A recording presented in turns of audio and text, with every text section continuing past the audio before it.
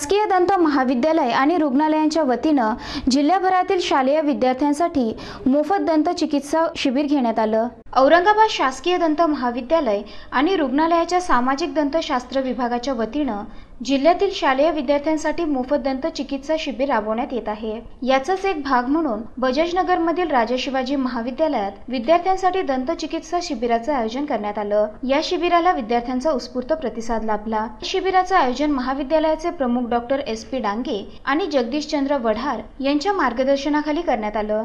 या मोफत दंत चिकित्सा शिबिराचा फायदा अनेक गोरगरीब विद्यार्थ्यांना होणार असून विविध शाळेत हा उपक्रम राबवण्यात येणार असल्याची माहिती डॉक्टर हर्षद बाफना यांनी AI न्यूजशी बोलताना दिली। खाली आम्ही दर शाळांमध्ये जाऊन त्यांचं दंत तपासणी किंवा मौखिक आरोग्य तपासणी करतो।